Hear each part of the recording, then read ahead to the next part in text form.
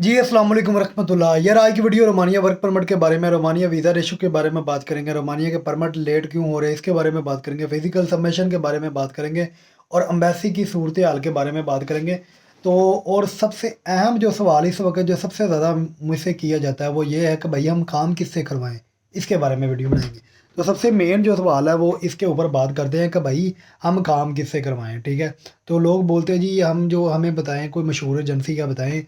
तो लोग पूछते हैं जी सीआरजी का पूछते हैं, मियाँ है पीओम का पूछते हैं, पासवे का पूछते हैं या दूसरे ये क्या नाम है बीएमआर का पूछते हैं, इस तरह पूछते हैं कि हम इनसे काम करवा लें। भाई मेरी बात सुने, मैं किसी भी कोई भी एजेंसी के बारे में आपको नहीं कहता कि आप उनसे काम करवा लें, ठीक है? काम जो है ना इस वक़्त रोमानिया का जो काम है वो लक के ऊपर भी डिपेंड करता है, इसमें कोई शक नहीं है।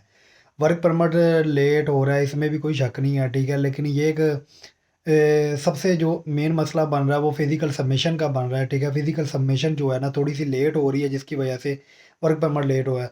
और इस तरह भी केस आए हैं कि वर्क परमिट रिजेक्ट हो जाते हैं, वर्क परमिट रिजेक्ट होने के बाद दोबारा अप्लाई होता है। क्योंकि इमिग्रेशन जो है ना अब वर्क परमिट उसी बंदे का इश्यू करती है कि उसी कंपनी का इश्यू वर्क परमिट करती है जिस कंपनी के पास जो है ना प्रॉपर काम है। जिस कंपनी के पास प्रॉपर काम नहीं है, जिसका करैक्टर जो है ना सही नहीं है, उसका जो है ना वर्क परमिट बिल्कुल इशू नहीं होते, जिसकी वजह से जो है ना वर्क परमिट रिजेक्ट बहुत ज़्यादा होते हैं। वर्क परमिट रिजेक्ट ज़्यादा होने की वजह से जो है ना और कुछ लोगों के ऐसे मसले भी आए हैं जो 50 प्लस एज है उनके वर्क परमिट जो है ना रिजेक्ट हो जाते हैं, सही है। तो मेरी उन सबसे गुजारिश है जिनकी 50 से ऊपर एज है, अगर उनका एजेंट उनको बोलता है कि आपका काम हो जाएगा तो वो जो है ना जहाँ तो उसको पता नहीं है, जहाँ वो झूठ बोलता है, तो इसलिए जो है ना 50 प्लस वाले जो है ना बिल्कुल अपना केस अप्लाई ना करें रोमानिया का। आपका जो है ना परमिट नहीं निकलना, बहुत कम चांस है कि आपका परमिट निकल आए। आपका एक शर्त में परमिट निकल सकता है, अगर आप जो है वेल्डर है और आपके पास गल्फ़ का एक्सपीरियंस है, तो तब जो है ना इमिग्रेशन आपको जो है ना वर्क परमिट इशू कर दे। वो इसलिए कर देगी कि ये बंदा जो है ना ऑलरेडी इसके पास स्किल है और ये काम जानता है, समझता है, ठीक है? तो हो सकता है वो चांस दे दे, अदरवाइज़ नहीं। उसके बाद जो है ना एक और बात कि लोग पूछते हैं कि इस वक्त फ़िज़िकल सबमिशन कब है?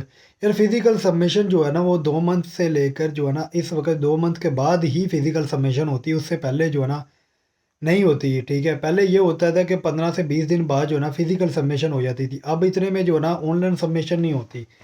तो इसलिए जो है ना मसला है। और अगर एम्बेसी की बात करें तो इस वक़्त वीज़ा इश्यू की बात करें तो बहुत अच्छी हो गई है। इन चंद दिनों के अंदर जो है ना जितने भी पासपोर्ट रिसीव हो रहे हैं तो बहुत अच्छी वीज़ा इश्यू जो रोज़ की अपडेट आती है, लोग अपना एक्सपीरियंस शेयर करते हैं, जो एम्बेसी में जाते हैं, पासपोर्ट लेने जाते हैं, वो भी बताते हैं।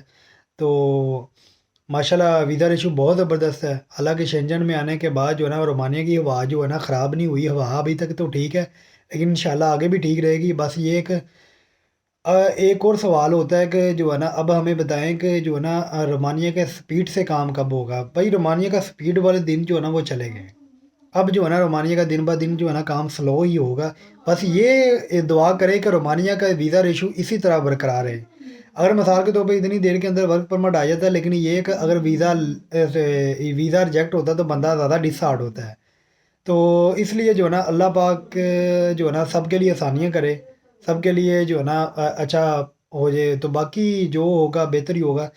और कुछ ऐसे मेरे भाई हैं जिनके वीज़े रिजेक्ट होते हैं तो वो जो है ना बात करते हैं तो वो बहुत ज़्यादा डिसहार्ट होते हैं, रोना शुरू कर देते हैं। तो कहते हैं यार हमारी जो है ना ज़िंदगी लाइफ जो है ना और फिर बाद में उनके वीज़ा रिजेक्ट होने के बाद जो है एजेंसियाँ जो है उनसे 10-10 12-12 लाख उस वक़्त तक ले लिया होता है। तो उनके पैसे जो है ना वापस नहीं होते। तो ऐसे बंदे भी हैं जो मेरे साथ रब्ता किया, बड़ी-बड़ी एजेंसी नाम वाली है, आगे आप समझ गए होंगे। उन एजेंसियों के जो है ना 5-5 मंथ से ऊपर हो गए हैं, अभी तक पैसे नहीं वापस हुए। कोई 50 कहता है कि लाख रुपया दे दिया, फिर 1.5 लाख रुपया दे दिया, इस तरह कर कर अभी पीछे से 7-7 लाख रुपया वापस है रहते हैं। तो इसलिए जो है ना मसले मसाइल है, तो कोशिश किया करें वर्क परमिट आने पर भी जो है ना आप जो है ना यानी कि वर्क परमिट आने पर जो है ना आप 2 लाख से ऊपर पैसे ना दिया करें, सही है? वीज़े का कोई पता नहीं है कि वीज़ा लगना है या नहीं लगना, लेकिन ये है कि आपके जब वर्क परमिट आने तक आपका 5 लाख से ऊपर पैसे नहीं आपके एजेंट के पास जाने चाहिए। 5 लाख से नीचे ही रहने चाहिए। अगर अगर इतने पैसे होते हैं तो आपके लिए जो है ना अगर अल्लाह ना करे आपका नुकसान भी होता है, मिसाल के तौर पे 4-5 लाख का बंदा कवरे जिसका 10 से 12 लाख रुपया वीज़ा रिजेक्ट हो गया, तो वो 4-5 लाख रुपया कटौती कर ले, तो फिर जो है ना बहुत मुश्किल हो जाती है। तो वो जो 4-5 लाख है, वो भी जो है ना बहुत ही जो है ना मुश्किल से पैसे मिलते हैं। क्योंकि हमारा भी जो है ना मसलन एक्सपीरियंस है, ठीक है, और लोगों के जो है ना अपने एक्सपीरियंस भी मेरे हमारे साथ शेयर करते हैं। तो इसलिए जो है ना रोज़मर्रा की जो अपडेट है वो आप लोगों के साथ शेयर करनी ज़रूरी होती है रोमानिया को लेकर।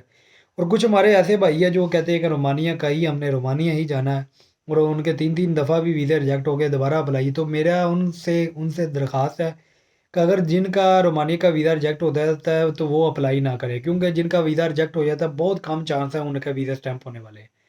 ये चंद दिन पहले की खबर है कि एक बंदे हैं हमारे अजीज़ ही है, ठीक है, उनका जो है ना वीज़ा रिजेक्ट हुआ था, उसके बाद जो है ना उनका वर्क परमिट आया, फिर दोबारा से उनका वीज़ा रिजेक्ट हो गया। तो मेरा तो उनसे मशवरा है कि जिनका जो वीज़ा रिजेक्ट होता है वो रीअपॉइंटमेंट ले लिया करे, दोबारा से रोमानिया का अप्लाई ना किया करे। बाकी जिस तरह आपको बेहतर लगता है, अपना ख्याल रखें, दुआ में याद रखें। अस्सलाम वालेकुम रहमतुल्लाह।